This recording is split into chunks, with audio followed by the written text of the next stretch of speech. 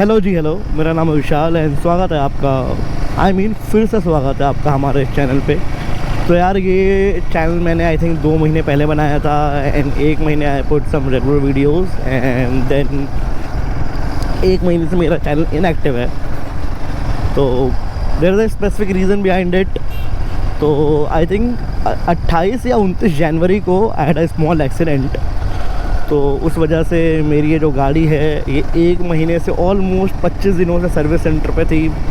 Like yesterday I got this bike and बहुत ही छोटी सी चीज़ थी एंड उसका इम्पैक्ट इतना बड़ा हो गया कि आई डिडंट रियलाइज़ कि भाई ये गाड़ी 1 महीने के लिए नहीं रहेगी मेरे पास। So I was going to my office and एक चौराहा था, वहाँ पे मैं खड़ा था and there was a guy. 2 बंदे बाइक पर आए रॉन्ग साइड से। I don't know, they were drunk और समथिंग। दिन में कौन पीता है यार भाई। और वो आके अगले वाले टायर पे टकरा गए। तो पहले तो भाई आई गॉट शॉक्ड कि कौन आया, कहाँ से आया, क्योंकि वो मेरे विजिबिलिटी में ही नहीं थे और अचानक से आके टकरा गए। I was standing, so I just had a look on my tyres जहाँ पे टकराए हैं। मुझे लगा डिस्क बेंड हुआ होगा या मे बी स्पोक व्हील्स टूटे होंगे, but not even a single scratch. So I thought कि ठीक है यार, सीन क्रिएट नहीं करते हैं। वैसे भी वो दोनों लड़के टाइप के थे, 19-20 साल के। सो आई टोल्ड देम कि जाओ भाई जाओ, निकलो यहाँ से, देखा जाएगा। तो जैसे ही सिग्नल ग्रीन हुआ, थोड़ा सा वो केओस हटा, मैंने गाड़ी चलाई। देन आई रियलाइज़ कि भाई मेरी गाड़ी का हैंडल टेढ़ा हो गया है। फिर मुझे लगा कि नहीं भाई, ये तो लंबा हुआ है कुछ। और मुझे एग्जैक्टली रियलाइज़ हुआ नहीं उस वक्त कि हैंडल टेढ़े होने से क्या क्या चेंज होता है या क्या क्या लगता है गाड़ी में। तो मैंने ऑफिस कॉल किया एंड मैंने सोचा मैं सीधे सर्विस सेंटर लेके जाता हूँ। When I reach there they told me कि भैया गाड़ी का जो डैमेज है वो 2 तरीके से हो सकता है। मतलब आई थिंक रिपेयर 2 तरीके से हो सकता है। एक तो आप सारे पार्ट्स चेंज कर दो और दूसरा या तो आप रिपेयर करवा लो। सो जैसे कि ये गाड़ी 0 डेप इंश्योर्ड है, सो आई थॉट कि भैया देखो यार नई गाड़ी है, मैंने उनको बोला कि रिपेयर तो मैं नहीं कराऊंगा। सो वो भी, उन्होंने भी यही बोला कि हाँ अभी 1000 किलोमीटर चलिए, आप ट्राई करो कि ये गाड़ी का मतलब सारे पार्ट्स चेंज हो जाएं। इंश्योरेंस लो आप 0 डेप और आप सर्वेयर से बात करके पूरे पार्ट्स चेंज करवा लो। तो मैंने कहा ठीक है। तो फिर मैंने वो गाड़ी डाल दी। तो उन्होंने जो एस्टिमेट दिया तो थोड़ा तो मैं शॉक हुआ, क्योंकि it was a very small impact on the bike. Bike गिरी तक नहीं। और कुछ जो कोटेशन आया वो 40,000 का आया, क्योंकि इसका हैंडल, इसका टी और इसके सस्पेंशन, ये 3 चीज़ चेंज करने को बोला उन्होंने। तो पहले आई गॉट शॉक्ड। फिर मैंने कहा भाई अब तो इंश्योरेंस ही लेना पड़ेगा, बिकॉज मुझे क्या लगा अगर हैंडल टेढ़ा होगा या भी कुछ बेसिक होगा तो मैं अपना इंश्योरेंस यूज़ ना करके मैं खुद ही करवा लूँगा। बट देन भाई वो करवाना ही पड़ा। फिर एक मसला ये आया कि जब सर्वेयर का फ़ोन आया मेरे पास एंड ही टोल्ड मी कि भाई हैंडल और जो टी है वो तो हम चेंज कर देंगे, सस्पेंशन हम चेंज नहीं करेंगे क्योंकि इतना बड़ा वो डैमेज नहीं है and it can easily repaired. So I requested him कि भाई एकदम नई गाड़ी है यार, 1000 किलोमीटर चलिए। इवन दो आप अगर परफेक्टली भी ठीक कर दोगे तो मन में एक डाउट मेरे हमेशा रहेगा कि भाई ये गाड़ी अभी भी वैसी है, या वो कॉन्फिडेंस नहीं आएगा। तो 3 या 4 दिन बाद सर्वेयर का कॉल आया। फिर मैंने उससे लगातार 3 दिन बात करी, रिक्वेस्टेड हिम कि भाई प्लीज़ अप्रूव इट। फिर 7-8 दिन बाद उसने अप्रूवल दिया। Then they order the parts. फिर वो पार्ट्स आए। देन आई कॉल्ड हिम कि भाई जब भी पार्ट्स लगाओ तो मेरे सामने ही लगाना। तो 2 दिन फिर उस वजह से भी डिले हुआ। तो it took almost 25 days.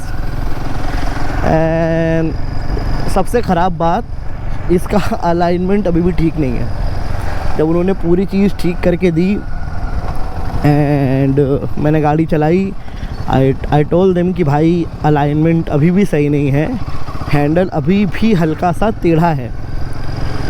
So I don't know what they did. उन्होंने कहा रुको रुको मैं चला कर आता हूँ। वो गए, उन्होंने एक चक्कर मारा और ला के दिया मुझे, बोला नहीं नहीं सही है, आप बहुत दिन बाद गाड़ी चला रहे हो इस वजह से आपको ऐसा लग रहा है। मैंने कहा यार ये तो काफ़ी नई चीज़ है, मतलब 20 दिन का गैप हुआ है, बट गाड़ी तो मैं 10-12 साल से चला रहा हूँ। बट वो माने नहीं, उन्होंने बोला नहीं नहीं सही है सही है।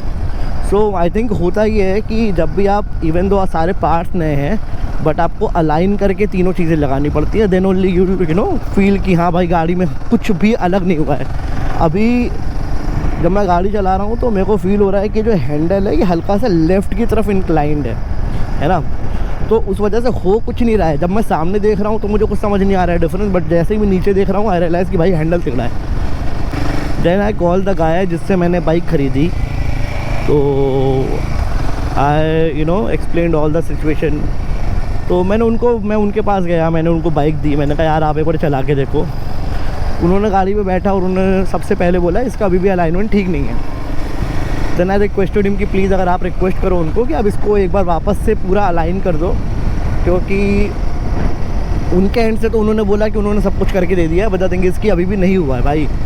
और इवन दो अब वो चीज़ ऐसी है कि मेरा कॉन्फिडेंस ही नहीं आ पा रहा है वापस से कि मैं कहीं लंबा जाऊँ या वापस से कुछ स्टार्ट करूँ।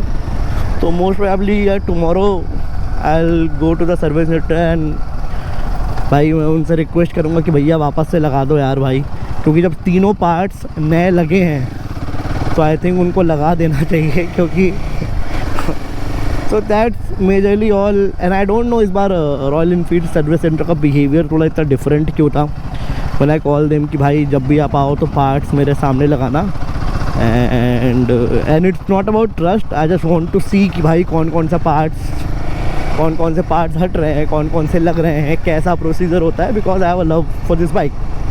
ये नहीं था कि भाई पार्ट्स नहीं लगाएंगे या वैसा कोई डाउट नहीं था, but when I went I just wanted to record something कि भाई रिकॉर्ड करके I will put in this video. So the guy who is changing all the parts वो गया और आई थिंक उसने मैनेजर से कुछ कंप्लेन या ऐसा कुछ किया।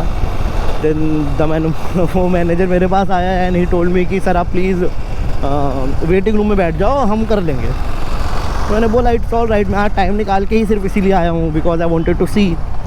तो बोला नहीं सर आप तो जाके बैठो, कोई दिक्कत नहीं है, हम कर लेंगे, आपको वहाँ से पूरा दिखेगा। तो मैंने कहा ठीक है सर, वहाँ जाके बैठ जाते हैं। देन अगेन आई ट्राइड कि भाई थोड़ा बहुत और कुछ रिकॉर्ड हो सके, but then again he came and he said कि सर आप बैठ जाओ, कोई टेंशन की बात नहीं, आप टेंशन मत लो। फिर मुझे भी ऑकवर्ड लगा एंड मैंने सोचा चलो ठीक है यार वीडियो नहीं बनाते हैं, अपना गाड़ी का काम हो जाए तो ज़्यादा बेहतर है। सो that's all I think for this video. I will update tomorrow कि क्या एग्जैक्टली हो रहा है। एंड प्लीज़ यार फॉलो कर लो, थोड़ा सा सब्सक्राइब कर लो, क्योंकि अब I will try to make regular videos, I promise. अब कुछ ऐसा अनफॉर्चुनेट नहीं होना चाहिए इस बार जैसा पिछली बार हो गया। एंड वन मोर थिंग, आप ये देख रहे हो ये जो लुप हो रहा है, भाई मेरे पास I have a car 1500 CC की जिसका 47 लीटर का टैंक है, और उसमें जब 50 किलोमीटर की रेंज बचती है ना तब वो फ्यूल रेंज दिखाता है कि हाँ fuel indicator please fill the fuel and whatever it is. भाई ये 17 लीटर का टैंक है, 450 सीसी की बाइक है, इसमें 80-90 किलोमीटर की रेंज होती है और ये कहता है पेट्रोल डला लो। तो भाई ये बहुत ही छोटी चीज़ है बट इट्स वेरी अनोइंग भाई। जब मैं गाड़ी चलाऊँ अगर मैंने 700-800 रुपये का भी तेल डलाया है तो उससे आप 200-220 किलोमीटर चलोगे, 200-250 जो भी है, 100-120 किलोमीटर चलाओगे एंड इट स्टार्ट लाइक भाई पेट्रोल डला लो। तो भाई बहुत इरीटेटिंग फीचर है ये भाई। इसकी लिमिट 40-50 करो भाई, 40-50 किलोमीटर के रेंज में भोपाल में, इंडिया में मोस्ट ऑफ द प्लेसेस हर जगह पेट्रोल मिल जाता है। 100 किलोमीटर पहले बताने की बिल्कुल ज़रूरत नहीं है, बट ठीक है अब हम भी आदी हो गए, हम भी जलील हो रहे हैं देख के, डलवा लेंगे पेट्रोल जब 30-40 किलोमीटर बचेगा। So that's all for this video यार, please subscribe and I will promise I will upload regular videos.